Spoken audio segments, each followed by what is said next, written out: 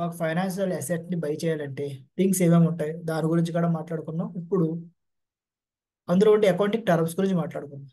So నిన్న మనం ఏం చూసామంటే షేర్ అంటే ఏంటి, స్టాక్ అంటే ఏంటి, దాని గురించి చూస్తాం. ఈరోజు డిఫరెంట్ అకౌంటింగ్ టర్మ్స్ అనమాట. సో మనం బేసిక్గా మన అకౌంటింగ్ లో చూసే ఉంటారు ఈ టర్మ్స్ అన్ని. ఫస్ట్ ఏమంటారు అంటే ఫేస్ వాల్యూ అంటారు.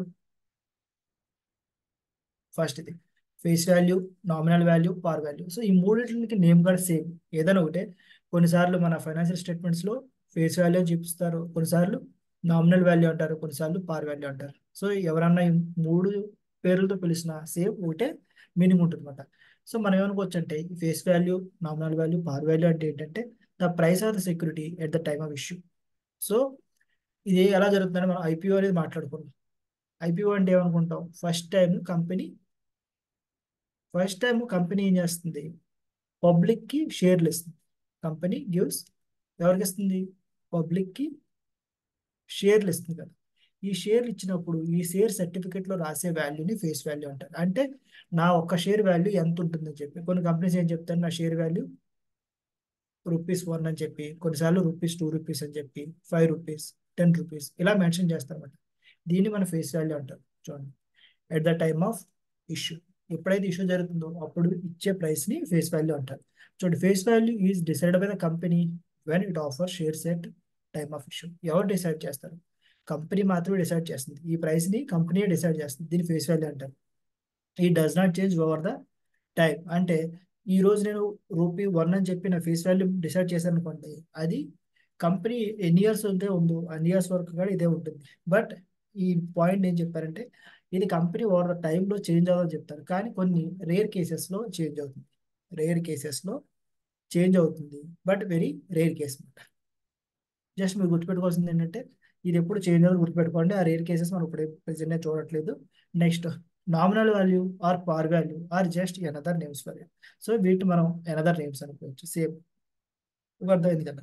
సో మీకు దీని యొక్క మీనింగ్ ఎలా, వేరే యొక్క యూజ్ ఏంటంటే, మీరు ఎప్పుడైనా కంపెనీ యొక్క బ్యాలెన్స్ షీట్ చూస్తే, బ్యాలెన్స్ షీట్ ఉంటుంది కదా, కంపెనీ బ్యాలెన్స్ షీట్. కంపెనీ యొక్క బ్యాలెన్స్ షీట్ లో మనకేముంటుంది, ఈక్విటీ షేర్ క్యాపిటల్ అని ఉంటుంది. అంటే ఏంటంటే దీని ఏమంటారు, ఈక్విటీ షేర్ క్యాపిటల్ అంటే జనరల్ పబ్లిక్ దగ్గర నుంచి కంపెనీ ఎన్ని షేర్లు ఇచ్చి మనీ తీసుకుందని చెప్పి మనం బ్యాలెన్స్ షీట్ లో రాస్తున్నాం అనమాట. దాన్ని ఈక్విటీ షేర్ క్యాపిటల్ అంటారు. సో ఇక్కడ రాసినప్పుడు ఎలా రాస్తా ఉంటే దీని ఒక ఫార్మ్ లో ఉంటుంది మనకి.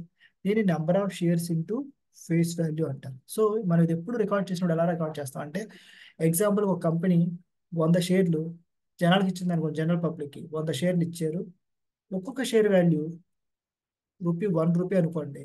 అప్పుడు మన ఈక్విటీ షేర్ క్యాపిటల్ ఎంత అని చెప్తాం అంటే, equity share capital equal to number of shares అంటే 100 అనుకోవచ్చు, into rupee face value. So total rupees అనేది మన ఈక్విటీ షేర్ క్యాపిటల్. సో దీనికోసం మనం ఈ ఫేస్ వాల్యూ యూజ్ చేస్తాం.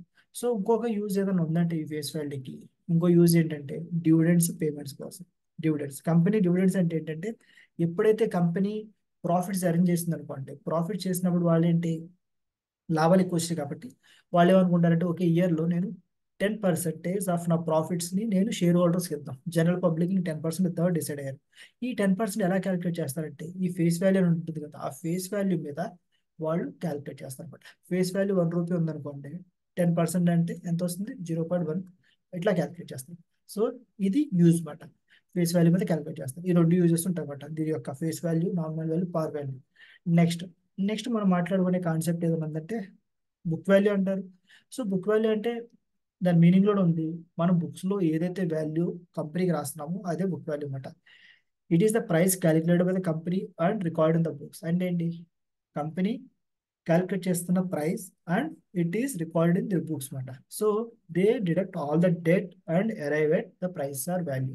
సో మీకు తెలిసే ఉంటుంది, మన బ్యాలెన్స్ షీట్లు ఏమేమి ఉంటాయి. బ్యాలెన్స్ షీట్లు ఏముంటాయంటే మనకి డిఫరెంట్ అసెట్స్ ఉంటాయి. లైక్ ఈక్విటీ ఉంటుంది, దీన్ని ఈక్విటీ షేర్ క్యాపిటల్ అంటారు. తర్వాత నాన్ కరెంట్ లయబిలిటీస్ అంటే అప్పులు, కంపెనీ బయట నుంచి తీసుకున్న అప్పులు ఉంటాయి, కరెంట్ లయబిలిటీస్. దీన్ని ఏమనుకోవచ్చు అంటే కంపెనీకి షార్ట్ టర్మ్ అంటే ఒక సంవత్సరంలో పే చేసే అప్పులన్నీ ఇక్కడ ఉంటాయి అన్నమాట. దీని తర్వాత మనకి ఆస్తులు ఉంటాయి, అసెట్స్ అంటే ఏమనుకోవచ్చు, నాన్ కరెంట్ అసెట్స్ అంటారు. అంటే ఏంటంటే ఈ కంపెనీ అసెట్స్ అనేది మనం మోర్ దెన్ 1 ఇయర్ యూజ్ చేసుకుంటాం. అలా కాకుండా కరెంట్ అసెట్స్ అంటారు. కరెంట్ అసెట్స్ ఏంటంటే వీటి ద్వారా మనకి ఆదాయం అనేది ఒక సంవత్సరం లోపే వస్తుంది. గ్రేటర్ దాన్ 1 ఇయర్ అంటే కనుక నాన్ కరెంట్ అంటారు, లెస్ దాన్ 1 ఇయర్ అంటే కనుక కరెంట్ అంటారు. సో ఇక్కడ కూడా సేమ్, నాన్ కరెంట్ లైబిలిటీస్ అంటే greater than 1 year, current liabilities less than 1 year. So book value అంటే ఎలా చెప్తారంటే, నేను నా మొత్తం ఆస్తులు ఈరోజు అమ్మేస్తున్నా, ఇవన్నీ నా ఆస్తులు కదా, ఈ ఆస్తులు మొత్తం 100 కోట్లు ఉన్నాయనుకోండి, ఈ 100 కోట్లు అమ్మేస్తున్నాను. అమ్మేగా వచ్చిన అమౌంట్లోంచి నేను వీళ్ళకి పే చేస్తాను. వీళ్ళు ఎగ్జాంపుల్కి 60 కోట్లు ఉన్నాయనుకోండి, అప్పులన్నీ కలిపి. సో ఏదైతే 90 - 60 30 కోట్లు ఉంటుంది కదా, దాన్నే నా బుక్ వాల్యూ అంటారు. Deduct all debt and arrive at price or value. ఇక్కడ చెప్తున్నాను, మనకి రెండు అప్రోచ్లు ఉంటాయి. Total share holders equity minus preference shares divided by number of standing shares, ఇది ఫార్ములా అన్నమాట క్యాలిక్యులేట్ చేయడానికి. మనం అదే మాట్లాడుకున్నాం. సో ఎవరికైతే ఈక్విటీ షేర్ హోల్డర్స్ కి పే చేయాల్సిన మనీ ఉంటుందో దాన్ని మనం బుక్ వాల్యూ అంటారు. సో ఈ రెండు పర్పస్లు దేనికంటే, ఈ బుక్ వాల్యూని దేనికి ఉపయోగిస్తారంటే, కంపెనీ అనేది ఎలా ఉంది రైట్ నా, ఓవర్ వాల్యూలో ఉందా, అండర్ వాల్యూలో ఉందా, వాల్యుయేషన్ గురించి, నేను కంపెనీని పెట్టుబడి పెట్టొచ్చా లేదా తెలుసుకోవడం కోసం మనం మేజర్గా స్మాల్ అంటే డిఫరెంట్ సెక్టర్ బేస్ చేసుకుని మనం డిఫరెంట్ క్యాలిక్యులేషన్ చేస్తాం. ఈ బుక్ వాల్యూ అనేది కొన్ని సెక్టర్స్కి యూజ్ అవుతుంది. ఈ ఏ సెక్టర్స్ అనేది మనం అడ్వాన్స్ లెవెల్లో చూసుకుంటాం. ఓకే,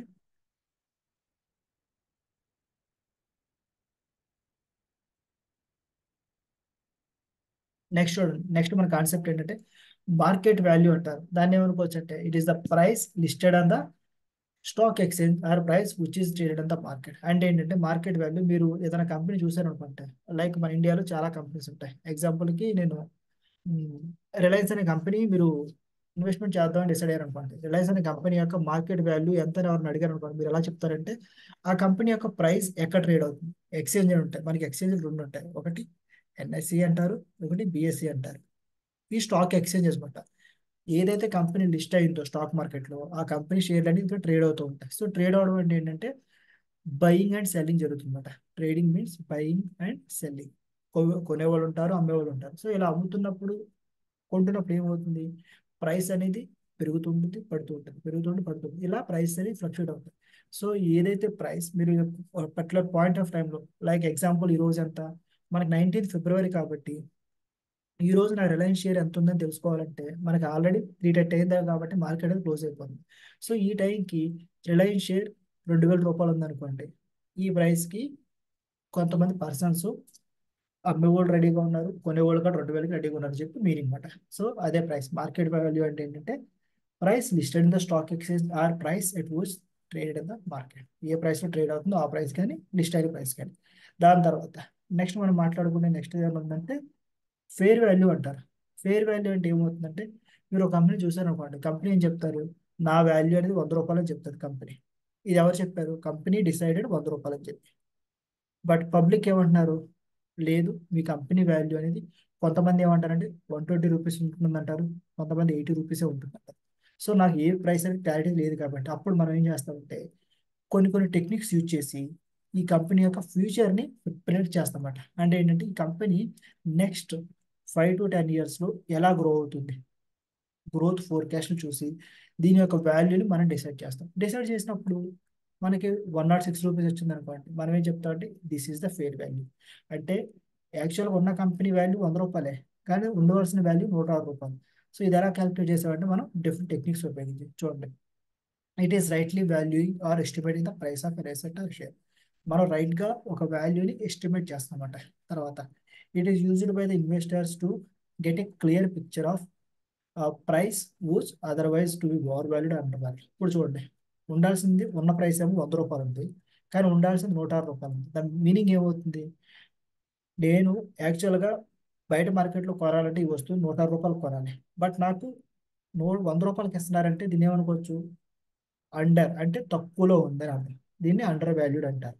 అలా కాకుండా నాకు ఉండాల్సిన వాల్యూ 100 రూపాయలు ఉంది, బట్ నేను క్యాలిక్యులేషన్ చేస్తే నాకు 95 రూపాయలు వచ్చింది అనుకోండి, అంటే బయట మార్కెట్లో యాక్చువల్గా దీన్ని 95 రూపాయలకే అమ్మడానికి రెడీగా ఉన్నారు, బట్ ఇక్కడ 100 రూపాయలకి అమ్ముతున్నారంటే దీన్ని ఏమంటారంటే దీన్ని ఓవర్ వాల్యూడ్ అంటారు. కంపెనీ అనేది ఓవర్ వాల్యూ అయింది. సో ఇక్కడ ఏంటంటే ఈ టైంలో నేను కొనడానికి ఇష్టపడను, 100 రూపాయలు ఉంది కాబట్టి 95 రూపాయలు వచ్చే వరకు నేను వెయిట్ చేస్తాను.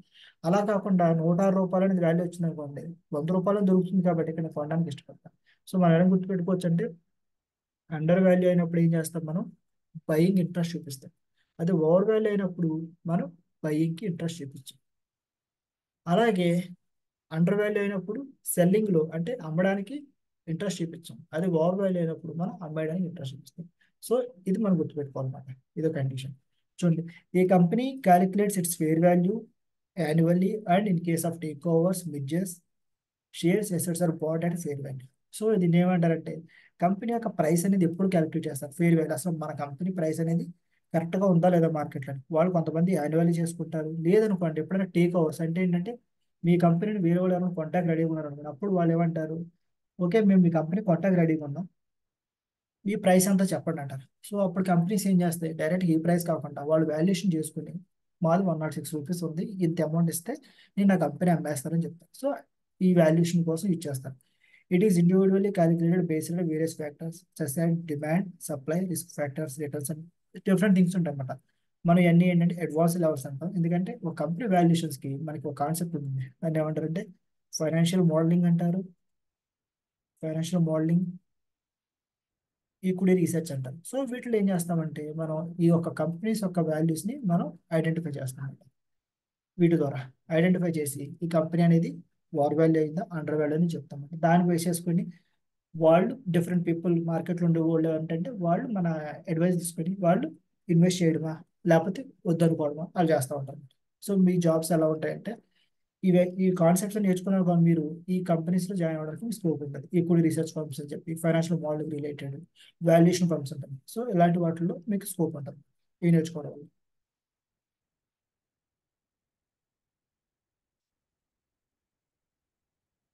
ఇప్పుడు నెక్స్ట్ మనం మాట్లాడుకునేది ఏంటంటే types of shares based on ownership. అంటే ఓనర్షిప్ బేస్ చేసుకుని ఎన్ని టైప్స్ ఆఫ్ షేర్స్ ఉన్నాయో మాట్లాడుకుందాం.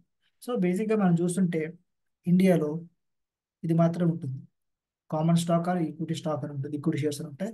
ఇది మాత్రం ఇండియాలో మెజారిటీ కంపెనీస్ ఉంటుంది. ఈ preference stock or preference shares అనేది ఇండియాలో రేర్ కేస్.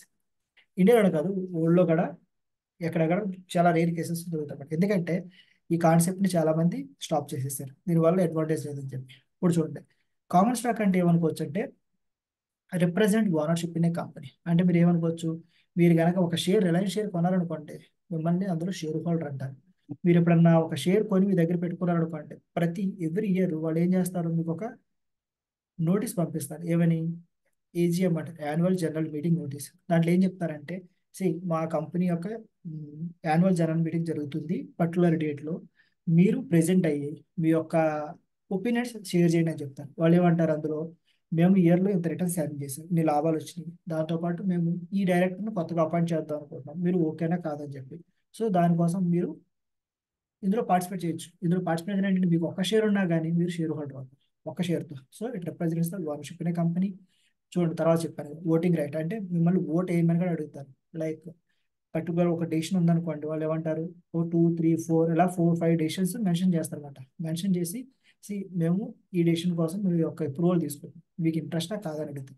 మీకు ఇంట్రెస్ట్ అనుకోండి ఓకే అని చెప్తారు, లేదనుకోండి నో అని చెప్తారు. సో మీకు ఓట్ చేసే రైట్ ఉంది. అలా కాకుండా ownership ID defined as a percentage of shares of the company. So ownership ID అంటే ఎలా అంటే ఇప్పుడు ఒక కంపెనీలో మొత్తం 100 షేర్లు ఉన్నాయనుకోండి, 100 షేర్లు అనుకోండి, మీరు 10 షేర్లు కొన్నారు, 10 షేర్ హెల్డ్ బై యూ. అంటే మీ దగ్గర 10 షేర్లు ఉన్నాయనుకోండి, ఈ 10 షేర్లు మనం ఏమనుకోవచ్చు అంటే మీ యొక్క ఓనర్షిప్ అనుకోవచ్చు. మనం ఎలా క్యాలిక్యులేట్ చేస్తాం, మీ దగ్గర ఉన్న షేర్లు divided by total shares into 100, అప్పుడు ఎంత అవుతుంది, 10%. సో మీరు ఈ కంపెనీలో 10% షేర్స్ హోల్డ్ చేస్తున్నారు, ఇలా క్యాలిక్యులేట్ చేస్తాం. మీ యువర్ హోల్డింగ్ ఫార్ములా ఏంటంటే your holding divided by total number of shares into 100. So దీన్ని ఉపయోగించి మనం ఈ క్యాలిక్యులేషన్ చేస్తాం అన్నమాట. Next, holders of the shares participates in earnings. So మీకు ప్రీవియస్ ఎగ్జాంపుల్లో ప్రీవియస్ స్లైడ్లో చెప్తా, కంపెనీ ఏం చేస్తాయి, డివిడెండ్స్ అని పే చేస్తాయి. డివిడెండ్స్ అని పే చేసినప్పుడు ఎలా పే చేస్తారు, వాళ్ళు ఏమంటారంటే ప్రతి ఒక్క షేర్ హోల్డర్కి ఒక షేర్ ఉందనుకోండి, నేను ₹1 డివిడెండ్ ఇస్తున్నాను అనుకోండి, మీకు 10 షేర్లు ఉన్నా కాబట్టి మీకు ఎంత వస్తుంది, ఒక్కొక్క షేర్ రూపాయి వస్తుంది కాబట్టి 10 షేర్లకి ₹10 వస్తాయి. సో మీకు ఎర్నింగ్స్లో పార్టిసిపేట్ చేసి రైట్ ఉంటుంది. Equity shares are perpetual nature. Perpetual అంటే కాన్సెప్ట్ ఏంటంటే ఏ పీరియడ్ వరకైనా ఉంటాయి అన్నమాట, ఇన్ఫినిట్ పీరియడ్. మీరు గుర్తుపెట్టుకోవాల్సింది ఏంటంటే ఇన్ఫినిట్ అనుకోవచ్చు. ఎందుకంటే మీరు ఒకసారి ఒక కంపెనీలో ఇన్వెస్ట్మెంట్ చేశారనుకోండి, మనకి కంపెనీస్ అన్ని కూడా ఎలా నడుస్తాయంటే మనకు ఒక ఎజంప్షన్ ఉంటుంది, దాన్ని గోయింగ్ కన్సర్న్ అంటారు. గోయింగ్ కన్సర్న్ అంటే మీనింగ్ ఏంటంటే ఒక కంపెనీ ఈరోజు స్టార్ట్ అయింది అనుకోండి, అది ఎన్ నెంబర్ ఆఫ్ పీరియడ్స్ అనేది కంటిన్యూ అవుతుందని అర్థం. అంటే ఈరోజు స్టార్ట్ అయింది అనుకోండి 2025లో, ఇది ఎన్ నెంబర్ ఆఫ్ పీరియడ్స్ ఎప్పుడు క్లోజ్ అవుతుంది అనేది మనం ఎస్టిమేట్ చేయం. అది కంపెనీ అనేది క్లోజ్ అవ్వకుండా అలా నడుస్తూనే ఉంటుందని చెప్పి ఒక మీనింగ్ తీసుకుని కంపెనీలో ఇన్వెస్ట్మెంట్ చేస్తాం. దాన్ని పర్పెచువల్ నేచర్. నెక్స్ట్, ఆ return was share appreciation and dividends receive. So ఇక్కడ మీరు చూస్తుంటే ఇక్కడ మనకి ఈక్విటీ షేర్లో రిటర్న్స్ రెండు వేస్లో ఉంటాయి. టూ వేస్లో ఉంటాయి. ఆ టూ వేస్ ఏంటంటే ప్రైస్ ఎప్రిషియేషన్ అంటారు. ప్రైస్ ఎప్రిషియేషన్, రెండోది డివిడెండ్స్ అంటారు. డివిడెండ్స్ అంటే మీకు ముందే మనం డిస్కస్ చేసుకున్నాం. డివిడెండ్స్ అంటే సింపుల్గా ఏం లేదు, కంపెనీ వచ్చిన ప్రాఫిట్స్ నుంచి మనకి షేర్ హోల్డర్స్కి ఏదైతే ఇస్తారో దాని డివిడెండ్ అంటారు. కంపెనీ 100 రూపాయలు వచ్చినాయి అనుకోండి, 100 రూపాయలు 10 రూపాయలు నేను షేర్ హోల్డర్కి ఇస్తాను, 10 రూపాయలు డివిడెండ్ ఇద్దాం. మనకి ఇది కూడా ఒక రిటర్న్ అనమాట, లాభమే. దాంతోపాటు ప్రైస్ ఎప్రిషియేషన్ అంటే ఏమనుకోవచ్చు అంటే, మీరు కొన్నప్పుడు 100 రూపాయలు ఉంది share price, over period of టైంలో ఏమవుతుంది, మనకి రెండు రకాలు జరగవచ్చు. ఒకటి పైకి వెళ్ళొచ్చు షేర్ ప్రైస్, కింద పడవచ్చు. సో పైకి వెళ్ళింది అనుకోండి 110 అవుతుంది. 110 అయితే ఏమవుతుంది, నాకు ప్రైస్ పెరిగింది కాబట్టి 100 రూపాయలు నేను కొన్న price, this is my by price, నేను ఇక్కడ ప్రెసెంట్ హోల్డింగ్ ప్రైస్ 100, 110 కాబట్టి ఈ 10 రూపాయలు నేను లాభం అనుకోవచ్చు. సో ఇట్లాగే ఓవర్ పీరియడ్ ఆఫ్ టైం ఏం జరుగుతుంది, మనకి ప్రైస్ అనేది పెరుగుతూ ఉంటాయి. సో మీరు కొన్న కాడి నుంచి ఎంత అయితే పెరిగిందో దాని డిఫరెన్స్ ఉంటుంది కదా, దాన్ని మనం ప్రైస్ ఎప్రిషియేషన్ అంటాం. అలా కాకుండా డివిడెండ్స్ రూపంలో వచ్చేదాన్ని డివిడెండ్ ఇన్కమ్ అంటాం. సో మీకు ఎప్పుడన్నా ఎవరన్నా అడిగారు అనుకోండి, in equity shares how many ways of returns are there, we're having two ways of returns. ఒకటి share price appreciation, means which is the difference between our buying price as well as difference between buying price and my selling price. Second one, dividends. Dividend income means companies are going to pay certain percentage of profits to their shareholders. Those are known as the dividends.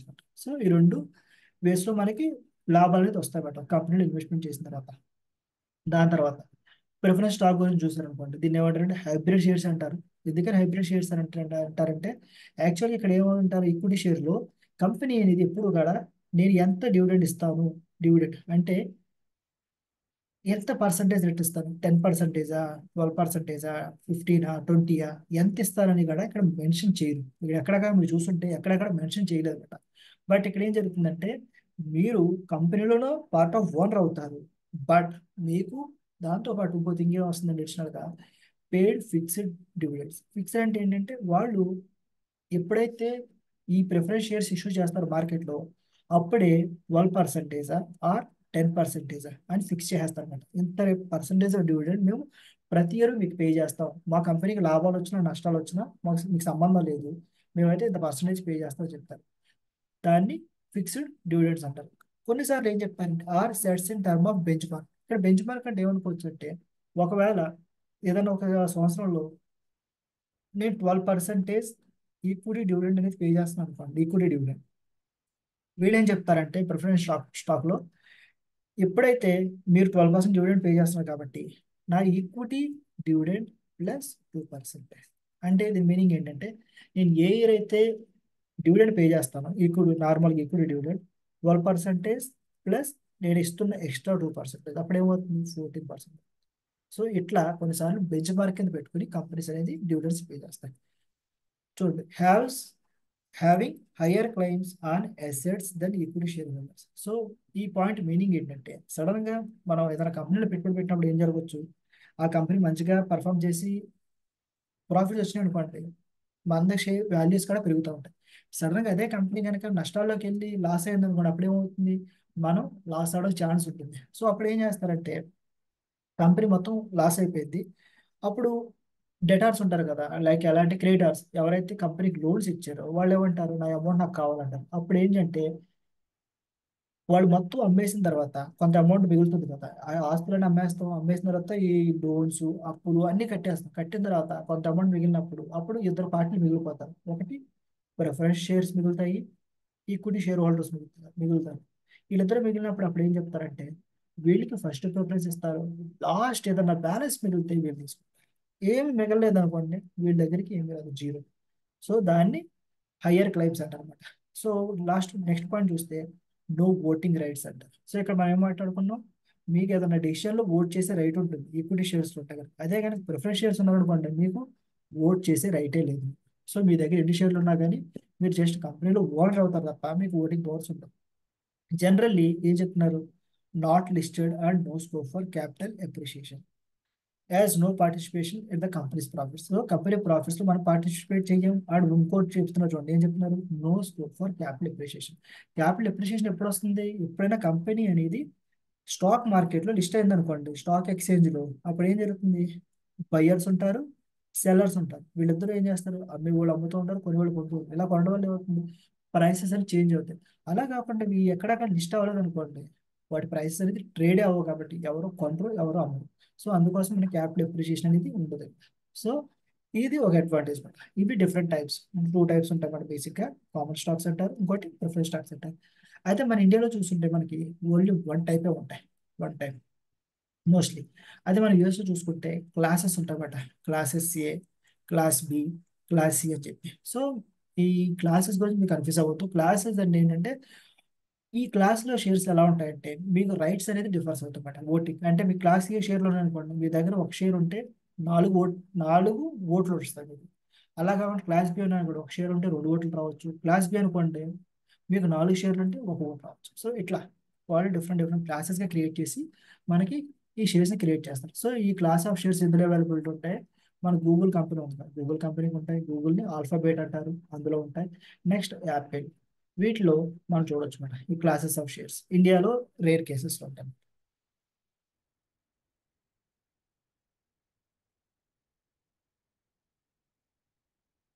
Next చూడండి debentures. So ఇక్కడ చూస్తుంటే debentures అని మాట్లాడుకున్నాం. So ఇప్పటి వరకు మనం ఏం మాట్లాడుకున్నాం అంటే కంపెనీ జనరల్ పబ్లిక్ నుంచి మనీ తీసుకుంటున్నారు. మనం ఇప్పటి వరకు డిస్కస్ చేస్తుంది ఒకటే కాన్సెప్ట్. కంపెనీ కంపెనీ ఇది కంపెనీ ఉంది, పబ్లిక్ ఉన్నారు. పబ్లిక్ కంపెనీ ఏం చేస్తుంది, ఇక్కడ మనీ తీసుకుంటుంది. సేమ్ ఇక్కడ కొన్ని సర్టిఫికేట్లు ఇస్తుంది అనమాట. సో డిఫరెంట్ సర్టిఫికేట్లు మాట్లాడుకున్నాం. ఇప్పటివరకు ఏం మాట్లాడుకున్నాం, ఈక్విటీ షేర్ గురించి మాట్లాడుకున్నాం, ప్రిఫరెన్స్ షేర్ గురించి మాట్లాడుకున్నాం. మనం మాట్లాడుకున్న నెక్స్ట్ కాన్సెప్ట్ ఏంటంటే డిబెంచర్. సో డిబెంచర్ మీనింగ్ ఏంటంటే, దీన్ని మనం ఏమనుకోవచ్చు అంటే ఇది ఫైనాన్షియల్ ఇన్స్ట్రుమెంట్ అంటారు. Financial instrument of debt which means that debenture holders becomes the creator of the company. Creator అంటే ఎవరు, ఎవరైతే అప్పు ఇచ్చారో వాళ్ళు క్రియేటర్ అంట. సో ఇక్కడ ఏమవుతుంది, పబ్లిక్ వీళ్ళు ఏమిస్తున్నారు, డబ్బులు కంపెనీకి ఇస్తారంటే వీళ్ళు ఏమవుతారు, అప్పు ఇచ్చిన వాళ్ళు కంపెనీస్ అప్పులు తీసుకుంటారు. సో అప్పులు తీసుకున్నందుకు వీళ్ళు ఏం చేస్తారు, ఒక సర్టిఫికేట్ ఇస్తారు, డిపాజిట్ సర్టిఫికేట్. అందులో ఏముంటాయి చూడండి, they are the certificate of debt. దీన్ని ఏమంటారంటే ఈ సర్టిఫికేట్ ఆఫ్ డెట్ అంటారు. ఇది చూస్తున్నారు కదా మీరు మొత్తం, దీన్ని సర్టిఫికేట్ ఆఫ్ డెట్ అంటారు. అందులో ఏమేమి ఉంటాయి చూడండి, date of redemption. Date of redemption అంటే, నేను ఈరోజు మీ దగ్గర నుంచి లోన్ తీసుకున్నాను అనుకోండి కంపెనీ కింద, నేను ఎన్ని రోజుల తర్వాత మళ్ళీ నేను మీ అమౌంట్ని మీకు పే చేస్తాను. అంటే నెంబర్ ఆఫ్ పీరియడ్స్ అనుకోవచ్చు, నెంబర్ ఆఫ్ ఇయర్స్, ఎన్ని ఇయర్స్ తర్వాత నేను మీ అమౌంట్ మీకు ఇచ్చేస్తాను. దాంతోపాటు amount of repayment mention. Amount of repayment అంటే నేను ప్రతి సంవత్సరం మీకు ఎంత అమౌంట్ పే చేస్తాను. అమౌంట్ ఇంట్రెస్ట్ అనుకోవచ్చు, interest 10%, 12%, 14%, depends on the company. వాళ్ళు ఇంట్రెస్ట్ని మెన్షన్ చేస్తారు. The certificate is issued under the company seal and known as the debenture deed. So company seal mention చేసి వాళ్ళు ఈ సర్టిఫికేట్ ఇష్యూ చేస్తారు. ఇక్కడ చూడండి, debentures having fixed rate of interest such as interest amount is payable yearly or half yearly. So ఇక్కడ ఏం చేస్తారంటే compulsory మనకి పర్సంటేజ్ ఫిక్స్ చేస్తారు ముందే, 10%, 11, 12 అని చెప్పి ఫిక్స్ చేసి అందులో ఏం మెన్షన్ చేస్తారంటే రీపేమెంట్. పేమెంట్ అనేది ఎలా చేస్తాం, కొన్నిసార్లు పేమెంట్ అనేది సంవత్సరానికి ఒకసారే చేస్తాం, లేదు సంవత్సరానికి హాఫ్ ఇయర్లీ అంటే 2 టైమ్స్ ఇన్ ఇయర్. సో ఇలా మెన్షన్ చేస్తారు, ఎవ్రీథింగ్ మెన్షన్ చేసి వాళ్ళు డిసైడ్ చేస్తారు company. So debentures have fixed rate of interest half yearly. Next debenture holders do not get any voting rights. చూసారు కదా, మనం రెండు కేసెస్లో మాట్లాడుకున్నాం, మనకు మూడు కేసెస్ చూసాం. ఈక్విటీ షేర్స్ ఉన్నాయి, ప్రిఫరెన్స్ షేర్స్ ఉన్నాయి, నెక్స్ట్ డిబెంచర్స్ ఉన్నాయి. ఈ రెండిట్లో మూడిట్లో మాట్లాడుకుంటే నేను ఓటింగ్ గురించి చెప్తాను. ఓటింగ్ ఎందులో వస్తాయి, ఈక్విటీ షేర్లో మీకు ఓటేసి రైట్ ఉంటుంది, అదే ప్రిఫరెన్స్ షేర్స్లో ఓటేసి రైట్ లేదు, డిబెంచర్స్లో కూడా ఓటేసి రైట్ లేదు. సో మీరు గుర్తుపెట్టుకోవాలి, మీరు ఏ ఇన్వెస్టర్ అయితే మీకు ఓట్లు వేసే రైట్ ఉంటుంది, ఇందులో మీకు ఓట్లు వేసే రైట్ లేదని చెప్పి. Next, this is because they are not instrumental of equity. ఎందుకంటే సింపుల్, మనం ఈక్విటీ అయితే పార్ట్లో కావాలి కాబట్టి. సో ఈ డిబెంచర్స్ ఎప్పుడు కూడా long term long term debt అంటారు. అంటే లాంగ్ టర్మ్ అప్పులు, కంపెనీ లాంగ్ టర్మ్ అప్పులు తీసుకుందని చెప్పంటారు. సో అది గుర్తుపెట్టుకోవాలి. Debenture holders are not owners of the company, they are the creditors. So owners అయితే ఏంటి, మీరు కనుక ఓనర్ అయ్యారు అనుకోండి, మీకు ఓనర్ అయితే ఎలా ఉంటుంది, మీకు లాభాలు వస్తాయని మీరు డబ్బులు తీసుకుంటారు. కానీ ఇక్కడ వీళ్ళేమంటారు, మీకు లాభం వచ్చినా నష్టం వచ్చినా సంబంధం లేదు, బట్ నాకైతే ఎంత పర్సెంటేజ్ చెప్పారు, 10% ప్రైస్ కోసం పే చేయండి, లాభం నష్టాలతో సంబంధం. సో అందుకోసమే వీళ్ళు క్రియేటర్స్ అంటారు. సో వీళ్ళు ఓనర్స్ అయితే కాదు. Interest payable to these debenture holders charge against the profit అంటారు.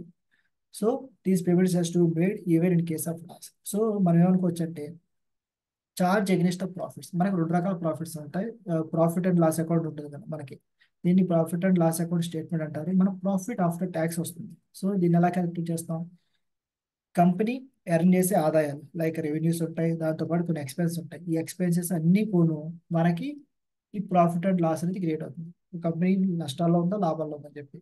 సో మనం చూస్తుంటే ఈ ఇంట్రెస్ట్ ఎక్స్పెన్స్ కూడా మనకి ఏంటంటే చార్జ్ ఎగ్నెస్ట్ ప్రాఫిట్ అంటారు. సో దీన్ని ఏమనుకోవచ్చు అంటే, ఒకవేళ మీరు ఏం చెప్తారు, ఒక పీరియడ్ లో కంపెనీకి ఏంటంటే లాభాలు లేవు, సో లాభాలు లేవు కదా అని చెప్పి నేను ఈ ఇయర్ కి నేను మీకు డిబెంచర్ ఇంట్రెస్ట్ పే చేయను, నెక్స్ట్ ఇయర్ పే చేస్తా అంటే ఎవరు కూడా మనం మాట్లాడదు. ఎందుకంటే నీకు లాభం ఉన్నా నష్టం ఉన్నా మనం కంపల్సరీ పే చేయాలి. సో అందుకోసం దీన్ని చార్జ్ ఎగ్నెస్ట్ ప్రాఫిట్స్ అంటారు. అది గుర్తుపెట్టుకోవాలి, చార్జ్ ఎగ్నెస్ట్ ప్రాఫిట్స్. చూడండి, మీరు చూస్తే అడ్వాంటేజెస్ ఏంటి, డిసడ్వాంటేజెస్ ఏంటి, దాని గురించి మాట్లాడుకుందాం డిబెంచర్స్ వల్ల. ఫస్ట్ మీరు చూడండి, డిఫరెంట్ థింగ్స్ ఉంటాయి ఇందులో. ఫస్ట్ అడ్వాంటేజ్ ఏంటంటే, బై యూజింగ్ డిబెంచర్స్ వాళ్ళకి ఏం వస్తుంది, వితౌట్ డైల్యూటింగ్, ఇది మీరు గుర్తుపెట్టుకోవాల్సింది, వితౌట్ డైల్యూటింగ్ ఈక్విటీ. అంటే ఇక్కడ ఏమనుకోవచ్చు అంటే, ఇప్పుడు నేను 100% వాటా నా కంపెనీలో నాకు ఉందనుకోండి, 100% వాటా. సడన్ గా నాకు 100% వాటా 100 కోట్లకు ఉంది, 100 కోట్లు కంపెనీ యొక్క వర్త్ అనుకోండి. ఆ 100 కోట్లలో అమౌంట్ కావాలి, 100% నాదే ఉంది. ఇప్పుడు నేను ఏమనుకుంటున్నానంటే, నాకు డబ్బులు కావాలి కాబట్టి నా కంపెనీలో ఉన్న కొంచెం వాటాని బయటకు అమ్ముదాం అనుకుంటున్నాను. అందులో అమ్మాలంటే ఏంటి, ఒక 60% అమ్మితే గానీ నాకు 100 కోట్లు రావు. అప్పుడు నేను ఏమనుకోవచ్చు, ఓకే నేను 60% నేను బయట వాళ్ళకి ఇచ్చేస్తాను, నేను 40% వాటాలో నేను పెట్టుకుంటా, 40% విత్ మీ అని చెప్పి నేను డిసైడ్ అయ్యి నేనేం చేస్తాను, ఈక్విటీ క్యాపిటల్ తీసుకున్నాను అనుకోండి. ఇక్కడ ఏమవుతుంది, మన కంపెనీలలో ఒక చిన్న కండిషన్ ఉంటుంది ఏంటంటే, ఎప్పుడైతే more than 51%, ఎవరైతే 51% కన్నా ఎక్కువ షేర్ హోల్డ్ చేశారో అనుకోండి, వాళ్ళు మెజారిటీ అంటారు. మెజారిటీ అవడం వల్ల ఏమవుతుందంటే, వీళ్ళు డెసిషన్ మేకింగ్ కెపాసిటీ వచ్చేస్తుంది ఆ కంపెనీలో. సో ఇక్కడ ఏమవుతుంది, సడన్ గా నేను గనక నా వాటా మొత్తం పబ్లిక్ ఇచ్చేసి సడన్ గా 60% వాళ్ళకి ఇచ్చేసరికి నా దగ్గర 40% ఉంది. సడన్ గా ఈ 60% ఒక గ్రూప్ అయిపోయి కంపెనీని ఎవరైనా టేక్ ఓవర్ చేద్దామంటే కంపెనీ తీసేసుకునే ఛాన్స్ ఉంటుంది. ఎందుకంటే as per provisions of companies act 51% ఉంటే కనుక వాళ్ళ యొక్క అథారిటీ ఉంటుంది. సో అందుకోసం కంపెనీస్ ఏం చేస్తాయంటే, ఈ షేర్ హోల్డింగ్ రెడ్యూస్ చేసుకోకుండా ఈ సెకండ్ ఆప్షన్ యూజ్ చేసుకుంటారు. సో దాన్ని వితౌట్ డైల్యూటింగ్ ఈక్విటీ అంటారు. సో ఇక్కడ ఏమవుతుంది, నేను పబ్లిక్ లో నుంచి ఎలా చేస్తున్నాను అనుకోండి, నా దగ్గర ఉన్న 100%లో కొంత పర్సెంటేజ్ వాళ్ళకి ఇచ్చి నేను తగ్గాల్సి వస్తుంది. అలా కాకుండా ఇలా తీసుకున్నారు అనుకోండి, నా 100% నాకే ఉంటుంది, నాకు ఎక్స్ట్రా మనీ కూడా వస్తుంది. సో దీనివల్ల కంపెనీస్ ఒక బెనిఫిట్ ఉంది. సో అందుకోసం వీళ్ళు దీన్ని ఒక వేగా యూజ్ చేస్తారు, అదొక అడ్వాంటేజ్. నెక్స్ట్ ఇంకోటి ఏంటంటే, interest paid on debentures is a charge against profits of the company. So ఇది ఒక అడ్వాంటేజ్ అవుతుంది అన్నమాట, charge against profits of the company. ఇది ఎలా అడ్వాంటేజ్ అవుతుందంటే, మీరు చూస్తుంటే మనకు ప్రాఫిట్ అండ్ లాస్ అకౌంట్ అని ఉంటుంది, దాన్ని మనం ఇన్కమ్ స్టేట్మెంట్ అని కూడా అంటాం. దీన్ని ఎలా క్రియేట్ చేస్తారంటే, నేను అమ్మే సేల్స్, కంపెనీ ప్రతి ఇయర్ ఎన్ని వస్తువులు అయితే అమ్ముతున్నాయి దాన్ని సేల్స్ అంటారు, రెవెన్యూస్ అంటారు. దాని తర్వాత దాన్ని అమ్మడానికి అయ్యే ఖర్చు, కాస్ట్ ఆఫ్ గూడ్స్ సోల్డ్ అంటారు. దాని తర్వాత మనకు వచ్చేది గ్రాస్ ప్రాఫిట్ అన్నమాట, అంటే నా ట్రేడింగ్ ఆపరేషన్స్ వల్ల వచ్చే ప్రాఫిట్. దాని తర్వాత కొన్ని ఎక్స్పెన్సెస్ ఉంటాయి, దీన్ని selling and general administration expense అంటారు. దాని తర్వాత డిప్రిషియేషన్ అంటారు, డిఫరెంట్ ఎక్స్పెన్సెస్. ఇలా తీసిన తర్వాత మనకి దీన్ని ఏమనుకోవచ్చు అంటే, ఎర్నింగ్స్ బిఫోర్ ట్యాక్స్ అంటారు. అంటే ట్యాక్స్ కట్టడానికి ముందు వచ్చే ఎర్నింగ్స్ బట్ట. సో ఇందులోనే మనం ఫైనాన్స్ కాస్ట్ అంటే డిబెంచర్ ఇంట్రెస్ట్ అనేది కూడా తీసేస్తాం. సో ఇక్కడ డిబెంచర్ ఇంట్రెస్ట్ అనేది తీయడం వల్ల మనకి ఏమవుతుంది, తీసిన తర్వాత నేను ట్యాక్స్ కడతాను. సో దానివల్ల ఏంటంటే నాకు ట్యాక్స్ అమౌంట్ తగ్గుతుంది. లేదనుకోండి, ఇది ఖర్చు కింద నేను రాయకుండా నేను ఈ ఎర్నింగ్స్ బిఫోర్ ట్యాక్స్ అని క్యాలిక్యులేట్ చేశాను అనుకోండి, దానివల్ల ఏమవుతుందంటే నేను గవర్నమెంట్కి ఎక్కువ ట్యాక్స్ కట్టే అవకాశం ఉంది. సో అందుకోసమే ఇది ఒక అడ్వాంటేజ్ కింద కన్సిడర్ చేస్తాను. Next, debentures encourages long-term planning and funding, and compared to other forms of lending, debentures tends to be cheaper. So మీరు చూస్తుంటే ఇది లాంగ్ టర్మ్ ప్లానింగ్ అనమాట. అంటే ఇప్పుడు ఈ రోజు నేను కానీ ఒక డిబెంచర్ ఇచ్చాను అనుకోండి ఓపెన్ మార్కెట్లో, మళ్ళీ నేను వాళ్ళకి డబ్బులు ఇవ్వాలంటే మినిమం 20 years 30 years ఉంటుంది. సో దానివల్ల ఏంటంటే లాంగ్ టర్మ్ ప్లానింగ్ ఉంటుంది, కంపెనీకి మనీ వస్తాయి without diluting the equity. Next, debenture holders bear very little risk since the loan is secure and interest is payable even in case of the loss of the company. So మనం ఒక advantage ఏంటంటే వీళ్ళు ఎప్పుడైతే మనం debentures అని open మార్కెట్లో issue చేస్తామో వాటికి మనం కంపల్సరీ ఒక సెక్యూరిటీ ప్రొవైడ్ చేస్తాం. సెక్యూరిటీ అంటే ఏమనుకోవచ్చు, మీరు వెళ్ళి బ్యాంకులో లోన్ అడిగారు అనుకోండి, నార్మల్గా సెక్యూర్డ్ లోన్స్ లైక్ ఎలా అంటే మీ దగ్గర పొలం ఉందనుకోండి, పొలం డాక్యుమెంట్స్ తీసుకెళ్ళి మీరు కంపెనీ బ్యాంక్ ఇచ్చారనుకోండి, దాని మీద వాళ్ళు లోన్ ఇస్తారు. అలాగే ఇక్కడ మనం డిబెంచర్స్ అని ఎలా ఇస్తారంటే కంపెనీ యొక్క ఎసెట్స్ అంటే ఆస్తులు ఉంటాయి కదా, మిషనరీ అన్నీ ఉంటాయి కదా, ఆ మిషనరీస్ని బేస్ చేసుకుని ఈ డిబెంచర్ ఇష్యూ చేస్తారు. సడన్గా కంపెనీ కనుక లాస్ అయ్యి వాళ్ళు ఏ ఆపరేషన్ చేయకుండా వాళ్ళు క్లోజ్ చేసుకుంటున్నామని డిసైడ్ అనుకోండి, అప్పుడు ఏంటంటే ఈ డిబెంచర్స్ హోల్డర్స్ వెళ్ళి దీని మీద వాళ్ళు ఏ అయితే ఆస్తులు వాళ్ళకి చూపించారో ఆ ఆస్తులు అమ్ముకొని వాళ్ళ అమౌంట్ రికవర్ చేసుకుంటారు. సో అదొక అడ్వాంటేజ్ ఉంటుంది. At the time of inflation, debentures are the preferred instruments to raise funds since they have the fixed rate of interest. So ఇక్కడ ఇంకొక కాన్సెప్ట్ ఏంటంటే మనకి ఇన్ఫ్లేషన్ అంటే ఏంటంటే నా యొక్క రూపీ వాల్యూని రైజ్ అవుతుందా ఫాలో అవుతుంది, మన రూపీ వాల్యూ అనేది ఫాలో అవుతుంది, రూపీ వాల్యూ ఫాలో అవుతుంది. Price of the goods increases ఈ టైమ్స్లో ఏమవుతుందంటే మన ఇంట్రెస్ట్ రేట్లు అనేది పెరగడం జరుగుతూ ఉంటుంది. సో అలా పెరిగినప్పుడు ఏంటంటే మనకి డిబెంచర్స్ అనేది one of the best advantage, ఎందుకంటే ఫిక్స్డ్ రేట్ ఉంటాయి కాబట్టి. అలా కాకుండా ఫ్లోటింగ్ రేట్ అని అంటారు, అంటే మార్కెట్లో ఉన్న రేట్ బట్టి చేసేది, అప్పుడు మనకి డిసడ్వాంటేజ్ అవుతుంది, ఎందుకంటే ఎక్కువ ఇంట్రెస్ట్ పే చేయాల్సిన అవకాశం ఉంటుంది. సో ఇవన్నీ మన అడ్వాంటేజ్ అనమాట. దీంతో పాటు మనకు కొన్ని డిసడ్వాంటేజ్లు కూడా ఉంటాయి. చూడండి, ఆ డిసడ్వాంటేజ్ ఏంటంటే the interest is payable to debenture holders is a financial burden for the company. సో ఏమనుకోవచ్చు, ఒకవేళ ప్రతి ఇయర్ కంపెనీస్ అనేది బాగానే పర్ఫామ్ చేస్తాయి, కానీ సడన్గా మీరు చూస్తుంటే మనకి 2020లో కోవిడ్ లాక్డౌన్ సిచ్యువేషన్ వచ్చింది కాబట్టి సడన్గా ఇయర్లో ఏమవుతుంది, చాలా కంపెనీస్ దేర్ ఆపరేషన్స్ అనేది స్టాప్ చేసింది, ఎందుకంటే లాక్డౌన్స్ అని చెప్పి రెస్ట్రిక్షన్స్ అని రావడం వల్ల. సో అలా టైంలో ఏమవుతుంది, company they are unable to generate any revenue లేదనుకోండి, వాళ్ళు శాలరీస్ పే చేయలేరు, వాళ్ళ ఎక్స్పెన్సెస్ కూడా వీట. అలా టైంలో కూడా కంపల్సరీ ఈ ఫైనాన్షియల్ బర్డెన్ అనేది క్రియేట్ అవుతుంది కంపెనీకి. సో ఇది ఒక డిసడ్వాంటేజ్ అనమాట. Next, while issuing debentures helps a company to made trade on equity, it is also makes it to dependent on debt. So ఇక్కడ ఇంకోటి ఏంటంటే మనకి ఎప్పుడైనా డిబెంచర్స్ ఇష్యూ చేసినప్పుడు ఎక్కువ అమౌంట్ లైక్ నాకు దగ్గర 100 కోట్లు ఉన్నాయి, నేను సొంతగా పెట్టుబడి పెట్టను, దాంట్లో కాకుండా నేను 300 కోట్లు 400 కోట్లు డిబెంచర్స్ దగ్గర తీసుకుంటాను అనుకోండి, మనకి డెట్ ఈక్విటీ రేషియో కూడా ఉంటుంది. అదేమవుతుందంటే అది చేంజ్ అయిపోయి కంపెనీ యొక్క ఫైనాన్షియల్ హెల్త్ అనేది ఎఫెక్ట్ అయ్యే ఛాన్సెస్ ఉంది. సో అది కూడా మనం కన్సిడర్ చేసుకోవాలి, ఇది ఒక disadvantage. Too much of issuing debentures కూడా నాకు డిసడ్వాంటేజ్ క్రియేట్ చేస్తాయి. అలా కాకుండా ఇంకొక డిసడ్వాంటేజ్ ఏంటో చూడండి, redemption of debentures is a significant cash outflow. Redemption అంటే ఏమనుకోవచ్చు, ఎగ్జాంపుల్కి 2025లో న్యూ ఇష్యూ అనుకోండి, నేను ఈరోజు కొన్ని డిబెంచర్స్ ఇస్తాను, ఏమని 100 కోట్లు నాకు డబ్బులు కావాలి, ఎవరైనా ఇంట్రెస్ట్ ఉన్నారని చెప్పి నేను డిబెంచర్ ఇచ్చాను. నేనేం చెప్పా, 10 yearsలో మీకు డబ్బులు ఇస్తానని చెప్పా, 2035. సో దీన్ని ఏమంటారంటే రిడమ్షన్ పీరియడ్ అంటారు.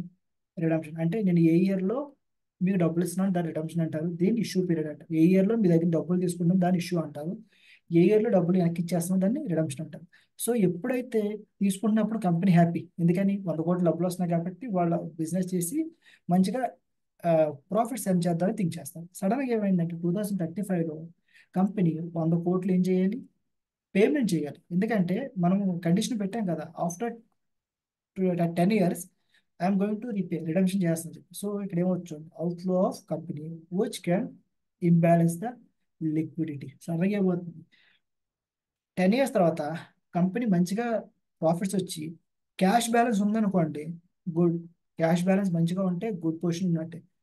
సడన్గా వాళ్ళ దగ్గర క్యాష్ లేదనుకోండి, దిర్ ఇస్ నో క్యాష్, దాన్ని వాడు ఏం చేయాలి, ఈ 100 కోట్లు ఇవ్వడం కోసం వేరే రూట్స్ వెతుక్కోవాల్సి వస్తుంది, దాన్నే మన ఫైనాన్షియల్ ఎఫెక్ట్ అయ్యే ఛాన్స్ ఉంది, ఇంబ్యాలెన్స్ క్రియేట్ చేస్తుంది లిక్విడిటీ. సో వీళ్ళు ఏం చేస్తారు, ఆ 100 కోట్ల కోసం మళ్ళీ బ్యాంక్ లోను లేకపోతే వేరే ఆల్టర్నేటివ్ ట్రై చేస్తారు, దానివల్ల it is going to impact hour financial position. So అదొక డిసడ్వాంటేజ్. నెక్స్ట్, డ్యూరింగ్ డిప్రెషన్స్ అంటే ఏంటంటే మనకి ఎప్పుడైతే ఎకానమీస్ అనేది స్ట్రాంగ్గా ఉన్నాయి అనుకోండి, అప్పుడు ఏమవుతుంది, ఇన్ఫ్లేషన్ అనేది కంట్రోల్లో ఉంటుంది. ఇన్ఫ్లేషన్లో కంట్రోల్ ఉండి ప్రైసెస్ అనేది ఫాలో అవుతూ ఉంటాయి. ప్రైసెస్ అనేది రూపీ వాల్యూని స్ట్రాంగ్ అవుతూ ఉంటుంది. అలా అవ్వడం వల్ల ఏమవుతాయంటే ఎకానమీలో ఇంట్రెస్ట్ రేట్స్ అన్ని తగ్గుతూ ఉంటాయి.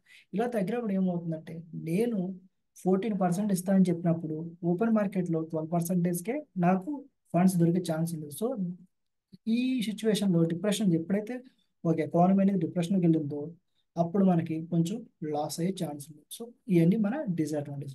ఇవన్నిటిని ఎప్పుడైనా మీరు ఏదైనా డిబెంచర్ ఇష్యూలో ఇన్వెస్ట్మెంట్ చేయాలన్నప్పుడు మీరు ఈ అన్నింటిని కన్సిడర్ చేసుకుని అప్పుడు మీరు ఒక డెసిషన్ తీసుకోవాలన్నమాట.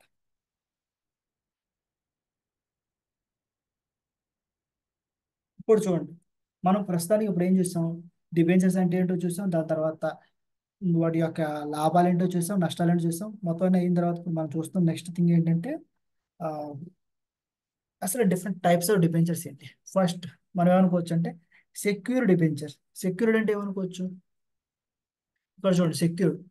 These are the debentures that are secured against the assets of the company. అంటే కంపెనీ యొక్క assets తో సెక్యూర్ అవుతాయి. లైక్ ఎలా అంటే కంపెనీ 100 కోట్ల డిబెంచర్స్ తీసుకుంటాడు, అప్పు తీసుకున్నారు అనుకుంటే దీన్ని లోన్ అనుకోవచ్చు. అప్పు తీసుకుంటే ఏం చేస్తారు, కంపెనీ దగ్గర 100 కోట్ల ఆస్తులు ఉంటాయి, అసెట్స్. ఆ అసెట్స్ ని సెక్యూరిటీ కూడా పెట్టి తీసుకుంటారు. దాన్ని ఆ, వీటికి రేట్ ఆఫ్ ఇంట్రెస్ట్ అనేది చాలా తక్కువ ఉంటుంది కంపారిటివ్లీ, ఎందుకంటే సెక్యూర్డ్ కాబట్టి. అలా కాకుండా అన్సెక్యూర్డ్ అంటే దీన్ని ఏమనుకోవచ్చు, these are not secured by any charge against the asset. అంటే ఏంటంటే కంపెనీ డిబెంచర్స్ ఇస్తుంది, వాళ్ళు ఏం చెప్తారంటే ఈ మేము ఏవైతే డబ్బులు మీ దగ్గర తీసుకుంటున్నామో దానికి మేము ఏ సెక్యూరిటీ కూడా ప్రొవైడ్ చేయట్లేదు అని చెప్తారు. సో ఇక్కడ ఏం జరగవచ్చు, సడన్ కంపెనీ లాస్ అయింది అనుకోండి, డిబెంచర్ హోల్డర్స్ మొత్తం లాస్ అవ్వడం ఛాన్స్ ఉంది. సో అందుకోసం ఇక్కడ ఏం చేస్తారంటే ఎక్కువ రేట్ ఆఫ్ ఇంట్రెస్ట్ అనేది ఇస్తారు అన్నమాట. సో ఎందుకంటే ఎవరు కూడా ఇన్వెస్ట్మెంట్ చేయడానికి ఇష్టపడరు కాబట్టి. సో డిఫరెంట్ వేస్లో పబ్లిక్ అట్రాక్ట్ చేయాలి. సో దానికోసం దీన్ని యూజ్ చేసుకుంటారు. Next రిడ్యూమబుల్ debentures. రిడ్యూమబుల్ అంటే మీరు మొత్తం చదువుకోవాల్సిన లేదు, జస్ట్ బేసిక్ అండర్స్టాండింగ్. రిడ్యూమబుల్ అంటే ఏంటంటే ఒక పీరియడ్ తర్వాత నేను ఏదైతే అమౌంట్ తీసుకున్నానో దాన్ని మళ్ళీ తిరిగి మీకు ఇచ్చేస్తా అంటారు. దాన్ని రిడ్యూమబుల్ అంటారు. After a period I'm buying back. నా సర్టిఫికేషన్ కొనుక్కుంటాను, బయింగ్ బ్యాక్ అంటే నా సర్టిఫికేషన్ కొనేసుకుంటాను, మీకు డబ్బులు ఇచ్చేస్తాను. దాన్ని ఇర్రిడ్యూమబుల్ డిబెంచర్స్ అంటే ఏమనుకోవచ్చు అంటే నేను డిబెంచర్స్ కొంటాను కానీ వాటి యొక్క మెచ్యూరిటీ పీరియడ్ ఎప్పుడని చెప్పను. అంటే వాటి పీరియడ్ లైఫ్ లాంగ్గా ఉంటాయి, లైఫ్ లాంగ్. దాన్ని ఇరిడేబుల్ అంటారు. నో ఫిక్స్డ్ డేట్ మాట, ఫిక్స్డ్ డేట్ ఎక్కడ మెన్షన్ చేయరు. విచ్ ఇస్ బికమ్ పేబుల్, ఎప్పుడైనా మళ్ళీ మీకు మనీ ఇస్తానో తెలియదు. నెక్స్ట్ ఫుల్లీ కన్వర్టబుల్ అంటే ఇక్కడ ఏమనుకోవచ్చు అంటే నేను 100 కోట్ల డిబెంచర్స్ మీ దగ్గర నుంచి తీసుకున్నాను అనుకోండి, ఇక్కడ ఏం చెప్తారంటే ఈ 100 కోట్లు 10 సంవత్సరాలు అనుకోండి, 25 తీసుకున్నాను, 2035 ఏం చెప్తారు, ఈ 100 కోట్ల డిబెంచర్స్ నేను మీకు నా కంపెనీ యొక్క షేర్లుగా మార్చేస్తా అంటారు, ఈక్విటీ షేర్స్ అంటారు. సో షేర్లుగా మార్చేస్తాను. సో దాన్ని ఫుల్లీ కన్వర్టబుల్ అంటారు. నెక్స్ట్ చూడండి, పార్ట్లీ కన్వర్టబుల్ అంటే ఏంటంటే ఇక్కడ మనకు కండిషన్ ఇస్తారు. ఏమని, మీకు 10 సంవత్సరాల తర్వాత మీకు కావాలనుకుంటే మీకు ఒక ఆప్షన్ ఇస్తున్నాను. ఆప్షన్ ఏంటంటే మొత్తం కొంత క్యాష్ తీసుకోండి, కొంత షేర్లు కింద మార్చుకోండి అని చెప్తారు. దాన్ని పార్ట్లీ కన్వర్టబుల్ డిబెంచర్స్ అంటారు. సో నాన్ కన్వర్టబుల్ డిబెంచర్స్ అంటే ఏంటి, do not have any an option to convert into the shares or any kind of equity. These debentures will be remain so till their maturity, no conversion will takes place. So దీని meaning ఏంటి, non convertible అంటే ఇవి convert అవ్వు until maturity వరకు ఏదైతే rate చెప్పారో ఆ rate pay చేస్తారు, మెచ్యూరిటీ దాకా అలాగే ఉంటాయి. ఎప్పుడైతే ఈ మెన్షన్ చేశారు ఫుల్లీ కన్వర్టబుల్, పార్ట్లీ కన్వర్టబుల్, వీటిని ఎప్పుడైనా కంపెనీ కన్వర్ట్ చేసుకోవాలి రైట్. సో ఇవి different types of debentures.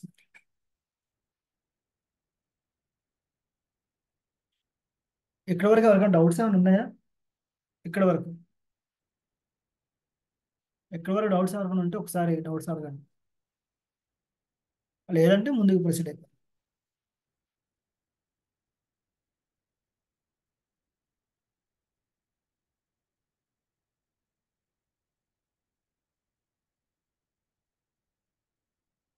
Okay, next చూడండి, ప్రిఫరెన్స్ షేర్స్, డిబెంచర్స్, ఈ రెండింటికి డిఫరెన్సెస్ గురించి మాట్లాడుతున్నాం.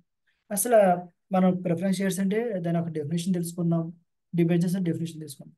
ప్రిఫరెన్స్ షేర్స్ అంటే ఏమనుకోవచ్చు, పార్ట్ ఆఫ్ ఓనర్స్ అనుకోవచ్చు, ఇది పార్ట్ ఆఫ్ ఓనర్స్ అనుకోవచ్చు. నెక్స్ట్ డిబెంచర్స్ అంటే క్రెడిటార్స్. క్రెడిటర్స్ అంటే ఏమనుకోవచ్చు, లోన్ ఇచ్చిన వాళ్ళు, కంపెనీకి లోన్ ఇచ్చిన వాళ్ళు. సో మీరు చూస్తే ఇక్కడ ఏం చెప్తున్నారు, represent the capital of the company అంటే పార్ట్ ఆఫ్ ఓనర్స్ కాబట్టి నేను ఈ అమౌంట్ జేబులోంచి పెట్టే అమౌంట్ కాబట్టి పార్ట్ ఆఫ్ క్యాపిటల్. ఇది డెట్ అంటే లోన్, కంపెనీకి లోన్ తీసుకోవాలి. Next share holders are owners, వీళ్ళని ఓనర్స్ అంటారు, వీళ్ళని క్రెడిటర్స్ అంటారు, అదే మాట్లాడుతున్నాం. Next paid out of the profits. ఇది ఎలా పే చేస్తారు? ప్రాఫిట్స్ వస్తే అందులో నుంచి పే చేస్తారు. Profits and paid irrespective of profits. చూడండి, ఇర్రెస్పెక్టివ్ ఆఫ్ ప్రాఫిట్స్. సి, ఇది కాడ ప్రాఫిట్స్ ఉన్నా లేకపోయినా పే చేస్తాం, బట్ కొన్ని కండిషన్స్ ఉన్నప్పుడు మాత్రం ప్రాఫిట్స్ ఉంటేనే పే చేస్తాం. కానీ ఇక్కడ చూస్తే ఇర్రెస్పెక్టివ్ అన్నారు అంటే ఇంట్రెస్ట్ అనేది నాకు కంపెనీకి లాభాలున్నా నష్టాలున్నా సంబంధం లేదు, నువ్వు కంపల్సరీ పే చేయాల్సిందే చెప్తాను. సో అది. Next, indirectly dilutes the control of the existing shareholders. అంటే ఇక్కడ ఏం జరుగుతుందంటే ప్రిఫరెన్స్ షేర్స్ ఇవ్వడం వల్ల కంపెనీ యొక్క ఈక్విటీ షేర్ హోల్డింగ్ పవర్ అనేది తగ్గుతుంది. అలా కాకుండా ఇక్కడ does not dilute the control. ఇక్కడ అన్నిసార్లు కంట్రోల్ అనేది డైల్యూట్ అవ్వదు. If they are having voting if they are having voting rights ఉంటే మాత్రమే డైల్యూషన్ అవుతుంది, లేదనుకోండి దర్ ఇస్ నో డైల్యూషన్. ఇక్కడైతే అసలు డైల్యూషన్ అయ్యే ఛాన్సే లేదు, ఎందుకంటే వీళ్ళు అసలు షేర్ హోల్డరే కాదు కాబట్టి. Next, dilution profit sharing percentage. So ఇక్కడ ఏమవుతుందంటే కంపెనీ ప్రాఫిట్స్ అరేంజ్ చేసిన తర్వాత డిఫరెంట్ షేర్ హోల్డర్స్ ఉన్నారనుకోండి, equity plus preference share holders, ఇక్కడ ప్రాఫిట్స్ అనేది తగ్గిపోవడం ఛాన్స్ ఉంది. ఎందుకంటే ఏదైతే ప్రాఫిట్స్ వస్తాయో ఆ ప్రాఫిట్స్ నుంచి ఫస్ట్ ఎవరు పే చేయాలి? ప్రాఫిట్స్. దీన్ని ప్రాఫిట్ ఆఫ్టర్ ట్యాక్స్ అంటారు. అందులో నుంచి ప్రిఫరెన్స్ డివిడెండ్ అనేది పే చేసిన తర్వాత దీన్ని ఏమంటారంటే net income available to equity share holders అంటారు. సో ఈ పార్ట్ కాబట్టి ఇక్కడ డైల్యూషన్ అయ్యే ఛాన్స్ ఉంటుంది. అలా కాకుండా no dilution of profit sharing percentage, ఇక్కడ డైల్యూషన్ అయ్యే ఛాన్సే లేదు, ఎందుకంటే ప్రిఫరెన్స్ షేర్ హోల్డర్స్ వల్ల డైల్యూషన్ వస్తుంది. ఇది ఒక ట్యాక్స్ సేవింగ్ అడ్వాంటేజ్ ఇస్తుంది. చూడండి, నాట్ ట్యాక్స్ డిడక్టబుల్ ఎక్స్పెన్స్. దీన్ని ఏంటంటే ట్యాక్స్ డిడక్ట్ అయ్యే ఎక్స్పెన్స్ కాదు, దీన్ని ట్యాక్స్ సేవింగ్ ఎక్స్పెన్స్ అంటారు. No tax benefits are preferred capital. So మనకి ట్యాక్స్ బెనిఫిట్స్ అనేది ఉండదు ఇక్కడ, కానీ ఇక్కడ మనకి ట్యాక్స్ బెనిఫిట్స్ అనేది క్రియేట్ అవుతాయి. Effect on authorise share capital. మన ఆథరైజ్ షేర్ క్యాపిటల్ మీద ఇది ఎఫెక్ట్ అవుతూ ఉంటుంది. ఆథరైజ్ షేర్ క్యాపిటల్ మనం మాట్లాడుకున్నాం, కంపెనీ వారి పీరియడ్ ఆఫ్ టైంలో ఈ ఆథరైజ్ షేర్ క్యాపిటల్ అంటే ఏమనుకోవచ్చు అంటే ఎప్పుడైతే కంపెనీ స్టార్ట్ చేస్తున్నామో, మనం కొత్తగా కంపెనీ స్టార్ట్ చేస్తున్నామో అక్కడ ఏమైనా మెన్షన్ చేస్తామంటే ఆథరైజ్ షేర్ క్యాపిటల్ ఎంత అని అడుగుతారు. అప్పుడు మనం ఏం చెప్తామంటే 10 లక్షలు అని చెప్పాం అనుకోండి. మీనింగ్ ఏంటంటే నా కంపెనీ యొక్క లైఫ్లో నేను జనాల దగ్గర నుంచి 10 లక్షలు తీసుకునే అర్హత రైట్ ఉందని చెప్పి మెన్షన్ చేయడం. అలాగే కంపెనీస్, పెద్ద పెద్ద కంపెనీస్ 100 కోట్లు 200 కోట్లు మెన్షన్ చేస్తారు. సో దాని మీనింగ్ ఏంటంటే అంత అమౌంట్ నేను పబ్లిక్ ని తీసుకునే రైట్ ఉంది over life of the company. So దాన్ని ఆథరైజ్ షేర్ క్యాపిటల్ అంటారు. తర్వాత నెక్స్ట్ మీరు ఇక్కడ చూస్తే no effect on authorise share capital. ఎందుకంటే మనకి డెట్ కాబట్టి ఆథరైజ్ షేర్ క్యాపిటల్ అనేది ఎఫెక్ట్ అవ్వదు. ఇది no effect on authorise share capital, ఎందుకంటే this is belongs to debt funds. Next, blockage of funds is required to increase authorise share capital. ఇక్కడ నేను 10 లక్షలు తీసుకుంటా అని చెప్పి డిసైడ్ అయ్యాను. నా నేను ఒకవేళ 20 లక్షలు కావాలనుకోండి, అప్పుడు నేను ఏం చేయొచ్చు అంటే నేను ఇంక్రీజ్ చేసుకుని నేను మనీ రైజ్ చేయొచ్చు. సో దీనికోసం ఏం జరిగింది? Blockage of funds is required to increase my authorise share capital. So ఇక్కడ no blockage of funds is required to increase my authorise share capital. So ఇవి differences between preference shares and my debentures.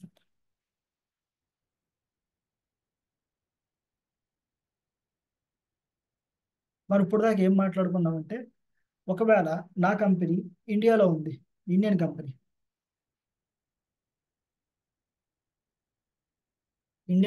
ఉంది. So Indian company most of the times ఎక్కడి నుంచి డబ్బులు తీసుకుంటారు? From Indian public. Indian public నుంచి డబ్బులు తీసుకుంటారు అనుకోండి, మనీ. సో ఇలా మనీ తీసుకున్నప్పుడు వాళ్ళు ఏమి ఇస్తారు? డిఫరెంట్ సర్టిఫికేట్ ఇస్తారు. అవి మనం చూసాం, షేర్లు ఉన్నాయి, ప్రిఫరెన్స్ షేర్స్ ఉన్నాయి, డిబెంచర్స్ ఉన్నాయి, ఇలా డిఫరెంట్ డిఫరెంట్ థింగ్స్ ఉన్నాయి కాబట్టి నా ఇప్పుడు సేమ్ అదే కాన్సెప్ట్. ఇప్పుడు ఇండియన్ కంపెనీ ఉంది, వీళ్ళు ఏం చేస్తారంటే మనీ అనేది వాళ్ళు డాలర్స్లో కావాలి. డాలర్స్లో కావాలనుకుంటే ఎక్కడి నుంచి తీసుకోవాలి? వాళ్ళు ఫారెన్, యుఎస్ నుంచి, యుఎస్ అంటే ఫారెన్ కంట్రీ నుంచి మనీ తీసుకుందామని డిసైడ్ అయ్యారు. సో ఎప్పుడైతే ఈ కంపెనీస్, ఇండియన్ కంపెనీ ఫారెన్ నుంచి మనీ తెచ్చుకోవాలనుకున్నారో అప్పుడు వాళ్ళు ఇష్యూ చేసేదాన్ని డిపాజిటరీ రిసీట్స్ అంటారు. సింపుల్ గా దీన్ని ఏమంటారు? డిఆర్స్ అంటారు. డిఆర్స్ అంటే డిపాజిట్ రిసీట్స్. చూడండి, a deposit receipt is a negotiable instrument issued by the bank to represent share in a foreign company which allows investors to trade in the global market. అంటే ఏంటంటే foreign company యొక్క shares. So ఇది ఎవరి point of view మాట్లాడుతున్నాం అంటే US company point of view. చూడండి, negotiable instrument అంటే మనకి నెగోషియబుల్ ఇన్స్ట్రుమెంట్ అంటే ఇది ఒక ఫైనాన్షియల్ ఇన్స్ట్రుమెంట్, దానికి ఒక వాల్యూ ఉంటుంది. లైక్ అది 100 రూపాయల, 10 రూపాయల, లేకపోతే 200, 300, 1000 అని చెప్పి. So issued by the bank. ఇక్కడ బ్యాంక్ ఏమనుకోవచ్చు అంటే ఇది ఇన్వెస్ట్మెంట్ బ్యాంక్ అనుకోవచ్చు, నార్మల్ బ్యాంక్ అయితే కాదు. ఇక్కడ దీన్ని ఇన్వెస్ట్మెంట్ బ్యాంక్స్ అంటారు. To represent the share of foreign company. అంటే నేను ఎక్కడ ఇష్యూ చేస్తా? యుఎస్లో ఇష్యూ చేస్తా. యుఎస్లో ఇష్యూ చేస్తా అంటే ఇండియన్ కంపెనీ యుఎస్కి ఏమవుతుంది, ఫారెన్ కంపెనీ అవుతుంది, which allows investors to trade in the global market. అంటే యాక్చువల్గా ఫారెన్ కంపెనీ యుఎస్లో ఉన్న వాళ్ళు ఎందులోకి పెట్టుబడి పెడుతున్నారు, ఇండియన్ కంపెనీలో పెట్టుబడి పెట్టి యుఎస్లో ట్రేడ్ చేస్తున్నారు. అంటే నేను పెట్టుబడి పెట్టింది ఇండియా, నేను ఉన్నది యుఎస్లో, అంటే వాళ్ళ మీనింగ్ ఏమవుతుంది, నేను నా డబ్బులు తీసుకెళ్ళి ఫారెన్ కంట్రీస్లో పెట్టుబడి పెడతాను. So financial instruments of local company listed and traded on the stock exchange out side India. So అంటే దీని మీనింగ్ ఏంటి, ఇండియన్ కంపెనీ యొక్క షేర్లు ఫారెన్ కంపెనీలో ఇష్యూ చేసి అక్కడ ట్రేడ్ అవుతాయన్నమాట. So deposit receipts were created to minimise the complications of investing in foreign security. So దీని యొక్క అడ్వాంటేజ్ ఏంటి, ఎందుకు క్రియేట్ చేశారంటే నార్మల్గా ఒక కంపెనీ కనుక ఇండియా కంపెనీ వెళ్ళి యుఎస్ నుంచి డబ్బులు తెచ్చుకోవాలనుకోండి చాలా రెస్ట్రిక్షన్స్ ఉంటాయి. అలా కాకుండా ఈ డిఆర్ రూట్ ద్వారా వెళ్ళారనుకోండి రెస్ట్రిక్షన్స్ అనేవి చాలా తక్కువ ఉంటాయి. సో అందుకోసమే దీన్ని క్రియేట్ చేసుకున్నారు. మీరు చూస్తుంటే ఇక్కడ మనకి 4 పార్టీస్ అనేవి ఇన్వాల్వ్ అవుతాయి. ఒక డిపాజిట్ రిసీట్ అనేది క్రియేట్ అవ్వాలంటే 4 పార్టీస్. దానిలో చూడండి ఫస్ట్ ఏంటంటే డిపాజిటరీ బ్యాంక్, అంటే ఇది ఒక ఫారిన్ కంట్రీ బ్యాంక్ అన్నమాట. సో వీళ్ళు ఏం చేస్తారు, ఏదైతే కంపెనీ ఉందో ఆ కంపెనీ యొక్క షేర్లు అనేది వీళ్ళు తీసుకుని వీళ్ళ దగ్గర పెట్టుకుంటారు. చూడండి కస్టోడియన్ బ్యాంక్ ఉంటుంది, డిపాజిటరీ బ్యాంక్ ఉంటుంది. కస్టోడియన్ బ్యాంక్ ఏంటి ఎవరంటే వీళ్ళు ఇండియన్ కంపెనీలో లొకేటెడ్ ఇన్ లోకల్ కంట్రీ. అంటే ఇప్పుడు యుఎస్లో డిపాజిటరీ బ్యాంక్ ఉంటుంది, ఓకే. నెక్స్ట్ దీనికి సంబంధించిన ఇంకొక బ్యాంక్ ఎక్కడ ఉంటుందంటే దాన్ని కస్టోడియన్ అంటారు. ఇది ఎక్కడ ఉంటుంది, లోకల్ కంట్రీ ఇండియాలో ఉంటుంది. సో ఇండియాలో ఉంటారు. తర్వాత స్టాక్ బ్రోకర్ ఉంటారు. బ్రోకర్ అంటే ఎవరంటే who is giving doing all the operations. So usually located foreign country, foreign లో ఉండి మొత్తం అన్ని ఆపరేషన్ చేస్తారన్నమాట. ఎలా బయింగ్ సెల్లింగ్ షేర్స్ ఇష్యూ చేయడం అంతా చేస్తారు. తర్వాత stock exchange which is a foreign stock exchange. Stock exchange అంటే ఇక్కడ ఎవరు అనుకోవచ్చు, మనకి న్యూయార్క్ లో లిస్ట్ అవుతుంది అనుకోండి, న్యూయార్క్ స్టాక్ ఎక్స్చేంజ్ అంటారు, లేకపోతే నాస్డాక్ అంటారు. సో ఇక్కడ కంపెనీ అనేది షేర్స్ అని లిస్ట్ అవుతాయి. సో ఈ 4 పార్టీలు ఇన్వాల్వ్ అయ్యి ఈ యొక్క ప్రాసెస్ మొత్తం కంప్లీట్ చేస్తారన్నమాట.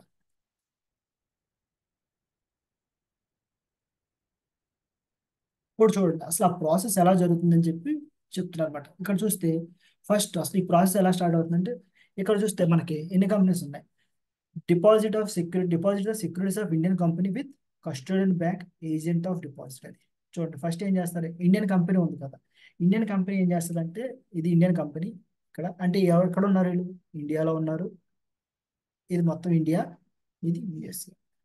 సో వీళ్ళు ఏం చేస్తారంటే ఇండియాలో ఉన్న కంపెనీ ఫస్ట్ ఏం చేస్తారు, ఈ ఫారెన్ లో ఒక బ్యాంక్ ఉంటుంది, దీన్ని మనం ఏమనుకున్నాం, ఇన్వెస్ట్మెంట్ బ్యాంక్ అనుకున్నాం కదా, దీన్ని డిపాజిటరీ బ్యాంక్ అనుకోవచ్చు. వీళ్ళు ఏం చేస్తారు, ఇండియాలో వాళ్ళకి ఒక బ్రాంచ్ ఉంటుంది, బ్రాంచ్.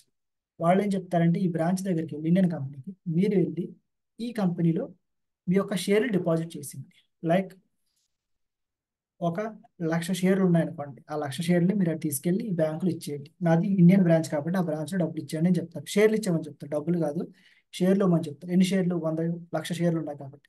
అప్పుడు వాళ్ళు ఏం చెప్తారంటే వన్స్ వీడి షేర్లు ఈ కంపెనీస్ రాగానే వీళ్ళు ఒక నోటీస్ ఇస్తారు, దీన్ని ఎక్నాలెడ్జ్మెంట్ ఆఫ్ షేర్ డిపాజిట్. ఏమని, నాకు ఈ కంపెనీ నుంచి 1,00,000 షేర్లు వచ్చినాయి అని చెప్పి ఒక ఎక్నాలెడ్జ్మెంట్ ఇస్తారు. యాక్చువల్గా షేర్స్ అన్ని ఇండియాలోనే ఉంటాయి, జస్ట్ వీళ్ళు ఒక డాక్యుమెంట్ మాత్రం పంపించారు ఎవరికి, ఫారెన్ లో ఉన్న కంపెనీ. సో వీళ్ళు ఏం చేస్తారు, అవి రాగానే okay we received that shares అని చెప్పి వాళ్ళకి కన్ఫర్మేషన్ వచ్చిన తర్వాత వీళ్ళు యుఎస్ లో ఉన్న జనాలకి ఇదే షేర్స్ ని డాలర్స్ కింద కన్వర్ట్ చేస్తారు. సో ఇవన్నీ ఇక్కడ ఎలా రిప్రజెంట్ అవుతాయి, ఇక్కడ వీళ్ళు రూపీస్ రూపంలో ఇచ్చారు, వీళ్ళు రూపీ లాగా వచ్చిందని చెప్పి ఒక సర్టిఫికేట్, ఒక ఎక్నాలెడ్జ్మెంట్ ఇచ్చారు. సో వీటిని ఏం చేస్తారు, ఒక 20,000 షేర్స్ కింద కన్వర్ట్ చేస్తారు, ఎందుకంటే డాలర్స్ కన్వర్ట్ అప్పుడు నా షేర్స్ తగ్గుతాయి కాబట్టి. సో ఇలా ఇచ్చి వీళ్ళ దగ్గర నుంచి మనీ డాలర్స్లో తీసుకుంటారు, తీసుకుని ఆ డాలర్స్ మనీని వీళ్ళకి పంపిస్తారు, అప్పుడు ఇండియాకి మనీ వస్తాయి. సో ఈ టోటల్ ప్రాసెస్ ఇలా జరుగుతుంది. చూడండి deposit the securities of Indian company with a custodian bank, ఎవరితో agent of the deposit in India.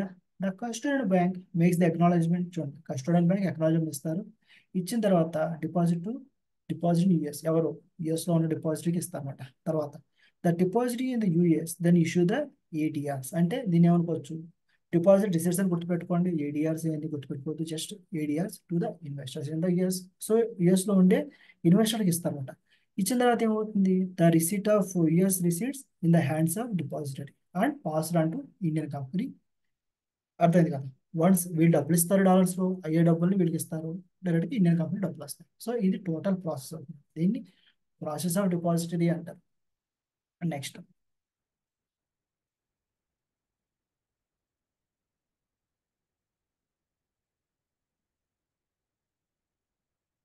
ఇప్పుడు చూస్తే డిపాజిట్ రిసీట్స్ లో మనకి రెండు రకాలు ఉంటాయి. ఫస్ట్ ఏమనుకోవచ్చు అంటే ఏడిఆర్ అంటారు. ఏడిఆర్ అంటే అమెరికన్ డిపాజిటరీ రిసీట్స్. గుర్తుపెట్టుకోండి, ఏడిఆర్ అంటే అమెరికన్, ఏడిఆర్ అంటారు అనమాట. American deposit receipts. మీరు గుర్తుపెట్టుకోవాల్సిన ఒకటే ఒక పాయింట్ ఏంటంటే ఏ కంపెనీ అయినా అమెరికా నుంచి డాలర్స్లో డబ్బులు తీసుకుంటుంది అనుకోండి, డాలర్స్లో, దాన్ని ఏడిఆర్ అంటారు. సింపుల్ అదే. That represents the share of foreign company owned and issued by a US bank, issued in accordance with the provisions of ఎవరు యుఎస్ యొక్క రెగ్యులేషన్స్ ప్రకారం ఇష్యూ చేస్తారు. ADRs are denoted in US funds, US dollars, and funds in the hands of share holding issued by the company. So మీరు ఎప్పుడు గుర్తుపెట్టుకోవాల్సింది ఒకటే ఒకటి, ఎప్పుడైతే when the company is raising any money from US country, like US country, in dollars, ఎప్పుడైతే డాలర్స్లో US నుంచి డబ్బులు తీసుకుంటుందో దాన్ని మనం ఏడిఆర్ అంటాం. సో ఏడిఆర్ యొక్క డెఫినేషన్ అయితే, సో మనకి డిఫరెంట్ పాయింట్స్ ఉన్నాయి, బట్ మెయిన్ పాయింట్ ఏంటంటే whenever the companies are raising any money from foreign country like USA in US dollars, అది మన డెఫినేషన్.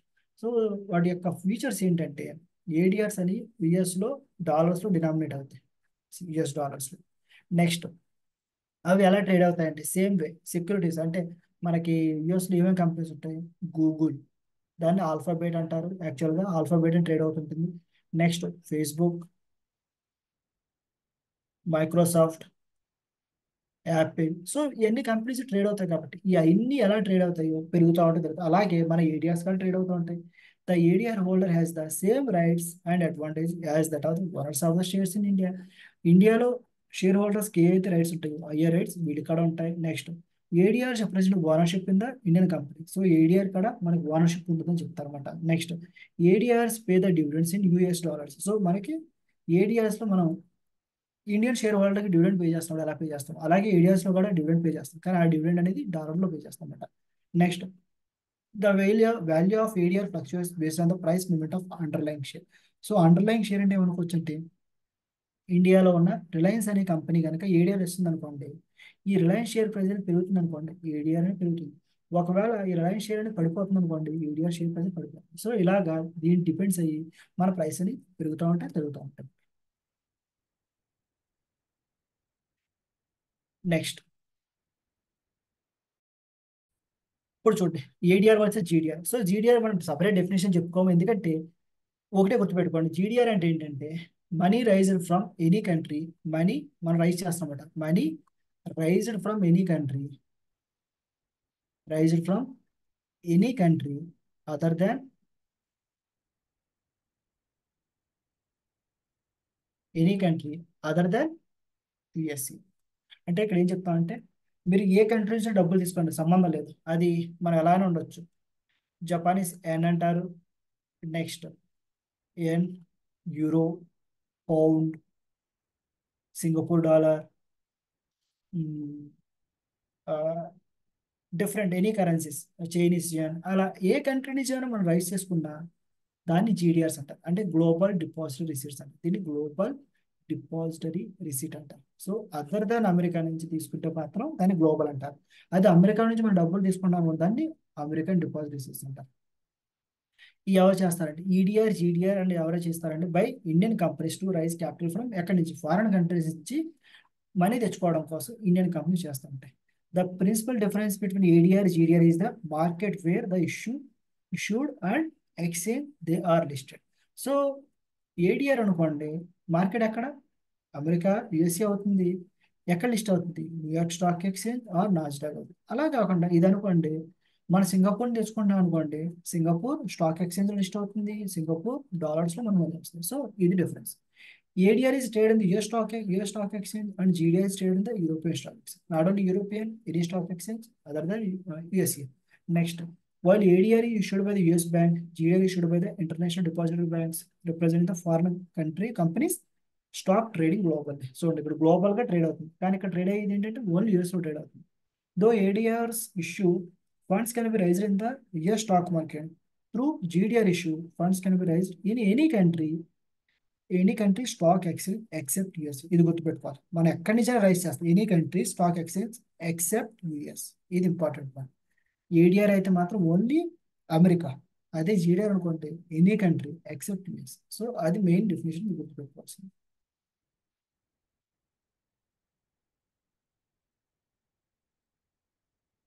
దాని తర్వాత లాస్ట్ థింగ్ మనం చూడాల్సిన లాస్ట్ పాయింట్ ఏంటంటే దీన్ని ఐడిఆర్స్ అంటారు. ఐడిఆర్స్ అంటే ఏమనుకోవచ్చు అంటే Indian deposit receipt. So same ఇక్కడ ఏం జరుగుతుందంటే ఇప్పుడు వరకు మనం ఏం మాట్లాడుకున్నాం, మన ఇండియన్ కంపెనీస్ బయట నుంచి డబ్బులు తెచ్చుకోవాలంటే దాన్ని ఏడిఆర్స్ జీడిఆర్స్ రూపంలో తెచ్చుకుంటాం. అలా కాకుండా ఇది ఇండియన్ డిపాజిట్ రిసీప్ట్స్. సో ఇక్కడ ఏమనుకోవచ్చు అంటే ఫారిన్ కంట్రీస్ ఇండియాలో ఫారిన్ కంట్రీస్ కంపెనీస్ ఇండియా నుంచి మనీ తీసుకుందాం ట్రై చేస్తాయి. Foreign companies raising money from India. So దీన్ని IDRs అంటారు. So IDR is the way for a foreign company to raise money in India. So an IDR foreign companies would issue shares to an Indian depositor. Same other process. Indian depositor shares ఇచ్చి which would turn issue deposit receipts to investors in India. So direct గా foreign company యొక్క shares ఇండియాలో issue చేయలేరు కాబట్టి వాళ్ళు ఏం చేస్తారు, ఇండియాలో ఉన్న ఒక డిపాజిట్ బ్యాంక్ కి వాళ్ళ యొక్క షేర్లు ఇచ్చి ఆ షేర్స్ ని ఇండియన్ డిపాజిటరీ రిసీట్స్ గా కన్వర్ట్ చేసి ఆ రిసీట్స్ ని ఇండియాలో ట్రేడ్ అవుతూ ఉంటాయి. సో ఇక్కడ మీరు చూస్తుంటే సేమ్ అదే ఏదైతే ప్రాసెస్ ఏడిఆర్లు జీడిఆర్లు జరుగుతుంది అదే ప్రాసెస్ జరుగుతుంది. కానీ ఇప్పుడు మనం చూస్తుంటే ఇది చాలా రేర్ కేసులు జరుగుతుంది. ఎందుకంటే ఇవి ఇవ్వడానికి చాలా రిస్ట్రిక్షన్స్ ఫాలో అవ్వాల్సి ఉంటుంది. ఎందుకంటే ఇప్పుడు కూడా మన ఆర్బీఐ కానీ ఇండియన్ గవర్నమెంట్ ఏం చేస్తారంటే ఫారెన్ నుంచి మనీని యాక్సెప్ట్ చేస్తారు.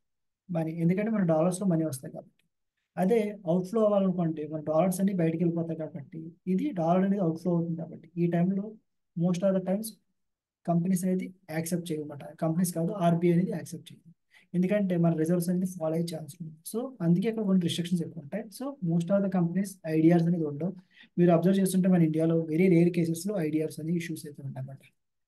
సో దీంతో ఈ రోజు సెషన్ అయితే క్లోజ్ చేస్తాం. ఇప్పుడు వరకు ఏమైనా డౌట్స్ ఉంటే అడగండి అందరికీ అడగండి.